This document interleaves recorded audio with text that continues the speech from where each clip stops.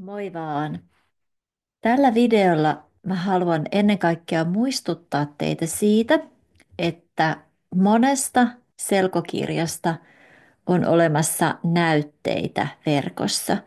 Eli sä voit ensin tutustua siihen kirjaan ja sen jälkeen varata tai lainata sen kirjastosta tai ostaa verkkokaupasta. Tämä sivu, mikä mulla on auki tässä, on mun blogista, eli Random Finnish Lesson, mun blogi, jota mä oon pitänyt elokuusta 2012 lähtien.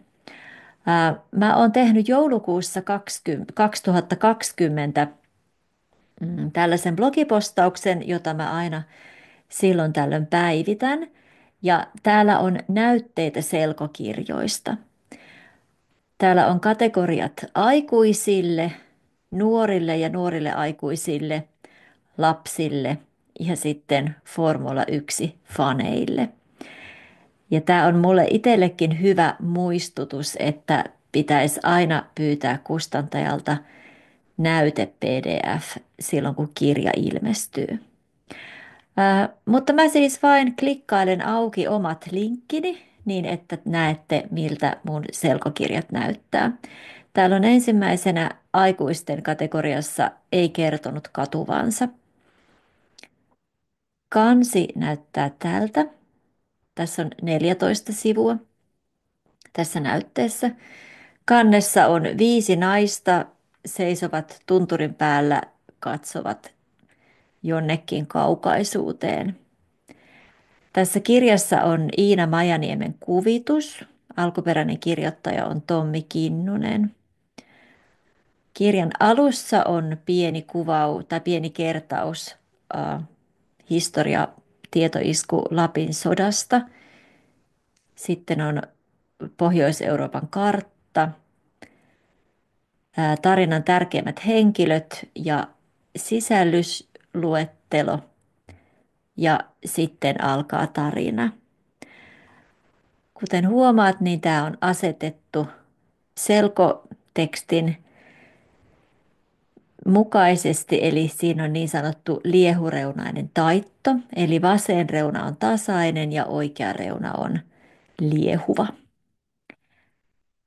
Ja tässä on tosiaan noin 10 kuvaa tasaisesti kirjan alusta loppuun asti. Ja kuten huomaat, luvut on lyhyet, kappaleet on lyhyet. Kirja on kirjoitettu ennen kaikkea lukijoita ajatellen. Tietysti myös alkuperäistä kirjailijaa kunnioittaen, mutta ennen kaikkea lukijoita ajatellen. Mutta se on siis Tommi Kinnusen Ei kertonut katuvansa. Toinen mun kirja täällä on Eve Hietamiehen Yösyöttö. Kansi ja takakansi näyttää tältä. Ja tästä on 24 sivua, eli oikeasti aika pitkän pätkän pystyt lukemaan ihan ilmatteeksi. Yösyöttö aloittaa tällä hetkellä 4, mutta tulevaisuudessa 5 kirjan sarjan Antti Pasasesta ja Antti Pasasen pojasta Paavosta. Tässä on aika paljon henkilöitä, ne seuraa sarjan loppuun asti. Antti, Antin ex-vaimo, sitten tämä Paavo-poika, Antin naapurit, Antin isä ja pikkuveli, Antin työkaveri ja sitten Antin ystäviä leikkipuistosta. Ihan kaikki ei säily loppuun asti, mutta aika monet säilyy. Ja tässäkin kirjassa on vaikea sana sanoa, sisällysluettelo. Ja sitten tarina alkaa tältä sivulta. Sanoisin, että kielioppi on kaikissa mun selkomukautuksissa yhtä vaikeaa tai yhtä helppoa ja kirjan vaikeus riippuu siitä, mikä sen teema on ja millaista sanastoa sinä osaat. Tässäkin kirjassa on Iina Majaniemen kuvitus ja tästä näkee, että Kirjan alku on dramaattinen. Vauva on syntynyt ja sitten vaimo lähtee. Tosiaan 24 sivua yösyöttöä. Muistaakseni se on neljä lukua. Joo, 4 lukua. Ja mun podcastissa on muuten ää, semmoinen jakso, jossa mun 15-vuotias poika lukee ääneen noin 4 lukua. Eli voit kuunnella ja lukea samaan aikaan. Yösyötön jatko-osa on tarhapäivä. Varmaan kuvituksesta huomaatte, että samat henkilöt, mutta nyt tämä Paavo-poika on 5-vuotias ja Anttikin on 5 vuotta vanhempi, ei kun 3 vuotta vanhempi. Yösyötön lopussa on Paavo on nimittäin 2-vuotias. Tässä kirjassa juoni on sellainen, että Antin ystävän Ennin 5-vuotias tytär tulee hoitoon useamman viikon ajaksi Antin ja Paavon luokse ja siitä tietysti ei seuraa kuin hankaluuksia. Tämä näyte muuten jännästi alkaa luvusta 5, mutta ei se varmaan hirveästi häiritse ymmärtämistä. Eli tässä Antti on lomalla Kyproksella ystävänsä Ennin kanssa ja sitten siellä tapahtuu suudelma ja siitäpä sitten seuraakin draamaa koko kirjan ajan. Tämä oli vähän lyhyempi näyte ja onkohan kuulkaa, mä oon itse askarrellut tähän tällaisen mainossivun. Osaankohan mä vielä tehdä? Katsotaan. Joo, se oli tarhapäivä. Ja sitten, no ei mitään logiikkaa, että hammaskeijusta ei ole näytettä, mutta numeroruuhkasta on. Mun täytyy tsempata, tästä ei olisi kantta. No joo. Paavon kaverisynttärit on ensimmäinen luku numeroruuhkakirjassa ja yllätys, yllätys, tässäkin on Iina-Majaniemen ihana kuvitus. Antti, Enni, Terttu ja sitten Paavo ja Antin veli Janne ja Jannen tyttöystävä ja tytär ja Antin isän vaimo Anita. Ja sitten tästä on 12 sivua ja otsikkokin sanoo, että numero ruuhka 4 lukua. Sitten täällä on siis mun selkokirjoittajakollegoiden kirjoja myös. Voitte itse käydä kurkkaamassa niitä. Tämä ei ole mikään ehkä oikea selkokirja. Tämä on mun itse kirjoittama opas koululaisen vanhemmille, jossa on minä ja mun poika monta vuotta sitten. Se on ilmainen e-kirja, eli tämmöinen minun kirjoittama opas ekaluokkalaisen vanhemmille. Olen kirjoittanut sen vuonna 2016. Mä näytin tätä kirjaa olla, että täällä on vähän vanhentunutta tietoa, mutta jos joku lukee tätä kirjaa ja huomaa, että siellä on jotain vanhentunutta tietoa, niin laittakaa mulle viesti, koska mä voin muokata tätä helposti. Sitten mun kirjoista on täällä Merosvolat, eli lastenkirja, lastenromaani, jonka on kirjoittanut Siri Kolu. Siinä on, onko tämä tässä järjestyksessä erikoista?